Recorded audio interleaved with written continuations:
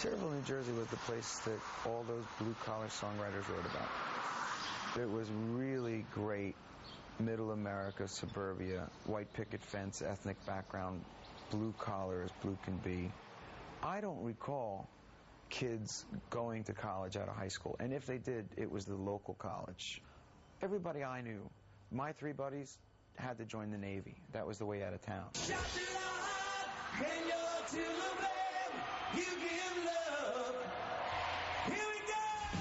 For musician Jon Bon Jovi, this was his ticket out.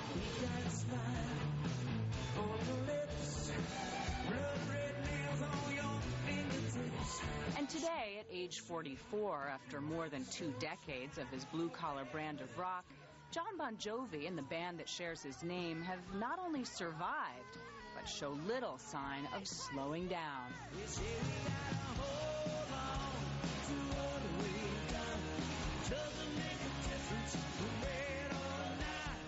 When I'm out there, I feel like, you can do anything. You can knock down the building. You're the best man there ever was for the job. There's that invincibility of being there.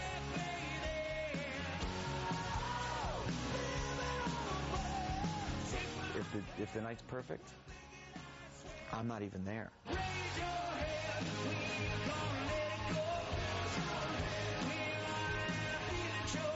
This was the scene 2 weeks ago at Bon Jovi's Garden State Homecoming, the first of 3 sold-out nights at New Jersey's Giant Stadium, the tail end of a 65-city tour.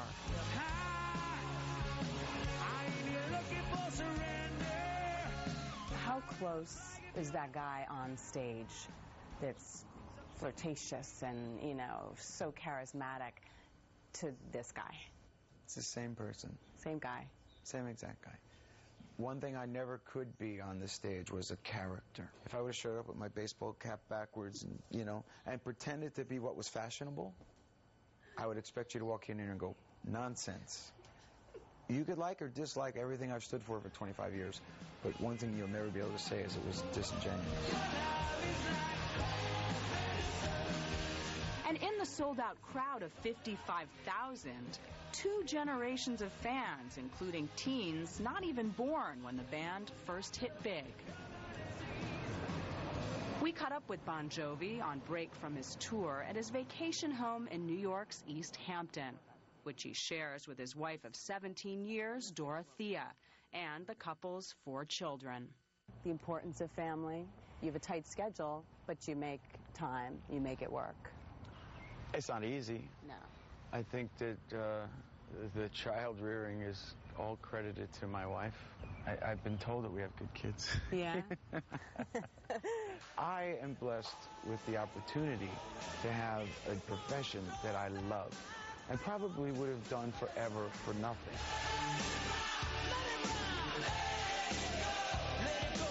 It was 1986's Slippery When Wet, which sold more than 14 million copies, that propelled Bon Jovi to superstar status.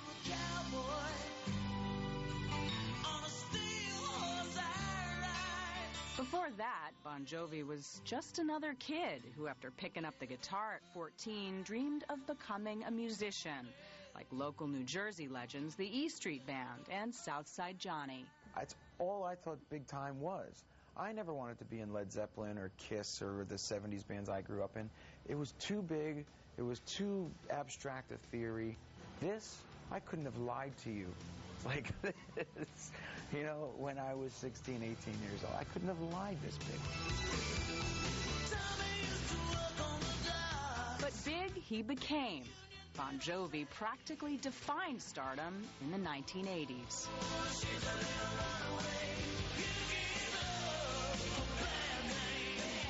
As the band entered the early 90s, the musical landscape shifted. The days of hard rock and big hair were out. Grunge and hip-hop were in. I turned 30 that year, it was 1992. I was tired of the long hair. I had a much clearer overview of who and what I was and what we were and what we were going to do in this next chapter if the guys would have the faith in me.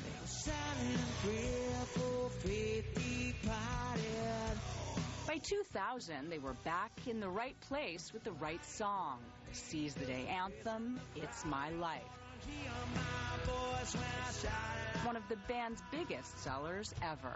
It's my life, it's now or never.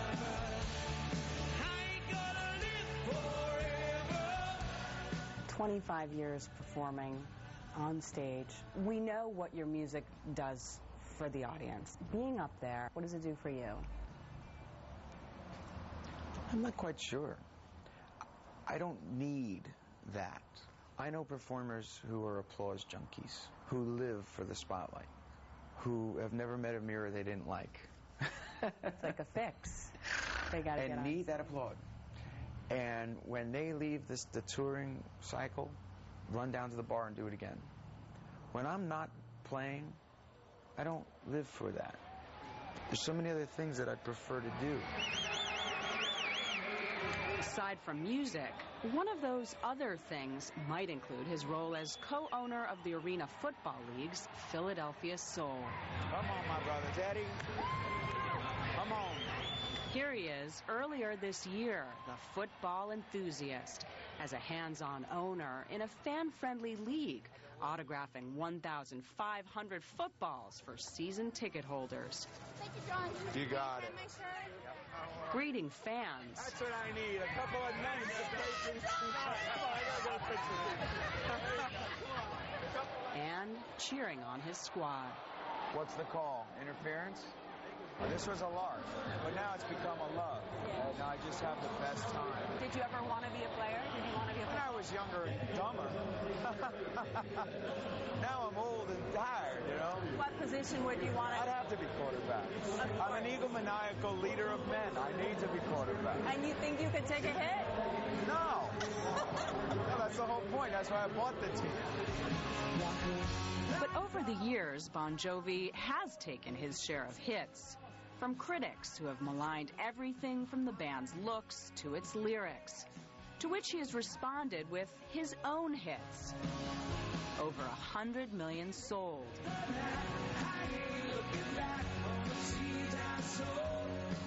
And in May, Bon Jovi became the first rock group to top the country charts with the single, Who Says You Can't Go Home.